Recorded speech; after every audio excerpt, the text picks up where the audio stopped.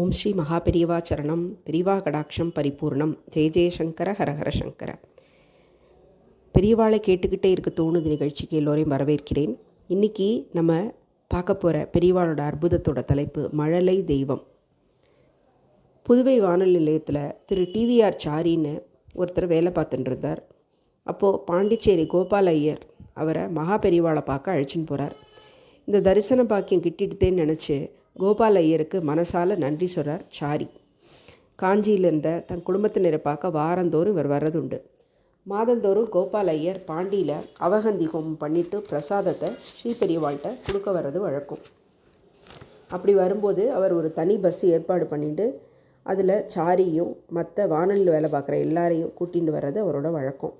1970 தேனம்பாக்கத்தில் ஸ்ரீ பெரியவா குடிக்கொண்டிருக்கா. அப்போது திருச்சாரி அவர்களோட 2வது குழந்தை சாந்தலட்சுமி 3 வயசு ஆயிடுத்தோ. பேச்சு வராததால் மிகவும் மனவேதனையோடு இருக்கார். அப்பா அம்மானு ஒரு வார்த்தை கூட அந்த குழந்தை பேசலை. பிறவியிலேயே ஏற்பட்டதுனால பேச வைக்கிறது கஷ்டம்னு சொல்லிட்டு டாக்டர்லாம் கைவிரிச்சிட்டா. சிகிச்சையும் பயனளிக்கலை. எல்லா டாக்டரும் வைத்தியநாத சுவாமி இல்லை தட்சிணாமூர்த்தி இந்த தெய்வத்தின் அருளால் ஏதாவது அற்புதம் நிகழ்ந்தால் தான் உண்டு அப்படின்னு சொல்லிட்டு கையை விரிச்சிட்டா. திருச்சாரியும் அவளோட குடும்பத்தாரும் மகாபெரிவாளை பேசும் ஸ்ரீ காமாட்சி அம்மனாகவே உணர்ந்திட்ட பாக்கியம் இருந்தது. பிறவியிலேயே ஊமையாக இருந்த ஸ்ரீ மூகசங்கரரை ஸ்ரீ காமாட்சி தேவியின் சக்தி பேச வச்சுது. கவிபாடும் திறனையும் அளிச்சுது. ஊமையாக இருந்தரை பேச செய்த ஸ்ரீ ஆதிசங்கரின் மகிமையையும் கேட்டறிஞ்ச சாரியோட மனைவிக்கு மகாபெரிவா மேலே ஒரு பெரிய அபரிமிதமான நம்பிக்கை வந்தது. உடனே அவர்கிட்ட போய் இதுக்கான வழிமுறைகளை கேட்க சொல்லி எப்போதும் அவள் சொல்லிகிட்டே இருப்பாள். அதன்படியே ஸ்ரீ பெரியவாள்கிட்ட குழந்தைய அழைச்சிண்டு அன்னைக்கு அதிக கூட்டம் இல்லாதனால ஸ்ரீ சாரி அவர்கள் கூட்டின்னு போகிறார்.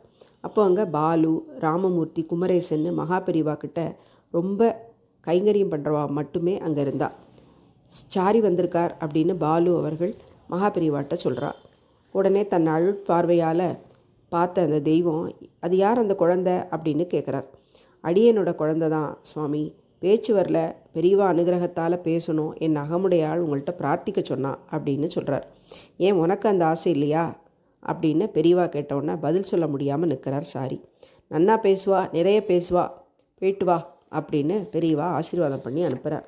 எல்லாம் பெரியவா அனுகிரகம் அப்படின்னு சொல்லிவிட்டு பெரியவாளை நமஸ்காரம் பண்ணிவிட்டு இவாளும் ஸ்ரீமடத்துக்கு போய் திரும்பி அந்த 3 மணி 4 மணி நேரம் அந்த குழந்தைக்கு பசிச்சிருக்கலாம், இல்லை தாகம் எடுத்திருக்கலாம்.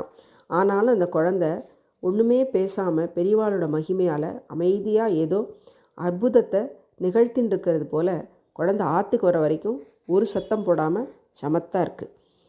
ஆற்றுக்கு வந்தது வராதமா ஓட்டமாக போய் தட்டை எடுத்துன்னு வந்து எப்போதும் போல் மௌனமாக சாதம் போட சொல்லி சைகளை கேட்குற குழந்தை அன்னைக்கு ஸ்ரீ சாட்சாத் காமாட்சி சங்கரரின் பேரருளாசி தன்னில் ஏற்படுத்தியிருந்த பெரும் அதிசய மாற்றத்தால் முறையாக தன் வாயை திறந்து அம்மா மம்மு போடு அப்படின்னு கேட்ட உடனே அந்த அம்மாவுக்கும் அப்பாவுக்கும் தூக்கி வாரி போடுறது இன்ப அதிர்ச்சியில் என்ன பண்ணுறதுனே தெரில. பேசாத குழந்தை இப்படி திடுதிப்புன்னு பேசினதில் பெற்றோர்களால் நம்பவே முடியல. உணர்ச்சி பெருக்கோட பேச நாவே எழலை. அவளுக்கு உடலெல்லாம் சிலிக்கிறது. மகாபெரிவாள்கிட்ட காமாட்சிநாதரின் சக்தியினால் நிகழ்ந்த அற்புதத்தை எடுத்து சொல்ல இயலாத உணர்ச்சி பெருக்கு இருவரையும் ஆட்கொள்கிறது. நடமாடும் தெய்வத்தின் பரம கருணையை எண்ணி எண்ணி அவள் சந்தோஷத்தில் திளைக்கிறா. அன்றைக்கி ராத்திரி ஆயிட்டதுனால மறுநாள் ஸ்ரீ பெரியவாளை பார்த்து குழந்தை பேசிய அற்புதத்தை எடுத்து சொல்கிறார் சாரி. ஸ்ரீ பெரியவா அனுகிரக மகிமையால் குழந்தைக்கு பேச்சு வந்திருக்கு அப்படின்னு நன்றியோடு சொல்கிறார்.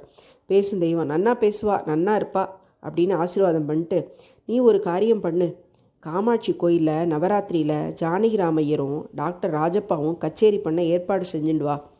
ராஜப்பாவுக்கு கண்ணு சரியாக தெரியல, நீ ரேடியோவில் வேலை செய்கிற சங்கீத வித்வான்களுக்கு சம்பாவனையோட உபச்சாரம் தான் முக்கியம். நீ நவராத்திரி தோறும் எங்கே இருந்தாலும் லீவு போட்டு அம்பாள் சந்நிதியில் நவராத்திரி கச்சேரியை பார்த்துக்கணும் அப்படின்னு சொல்கிறார். ஸ்ரீ பெரியவாளோட உத்தரவை அன்னிலேருந்து இன்னி வரைக்கும் இந்த சாரி தினமும் ஸ்ரீ காமாட்சி திருக்கோயிலில் உற்சவ கலை நிகழ்ச்சிக்கு ஏற்பாடு பண்ணி அதையும் செஞ்சுட்டு மன நிறைவையோட பெரியவாளை நன்றி பெருக்கோடு நினச்சி பார்த்துட்டுருக்கார். இதுதான் பெரியவாளோட மகிமை. நாளைக்கு வேறு ஒரு மகிமையோடு சந்திக்கலாம். ஓம் ஸ்ரீ மகா பெரிவா சரணம். பெரிவா கடாட்சம் பரிபூர்ணம். ஜெய ஜெயசங்கர ஹர ஹர சங்கர.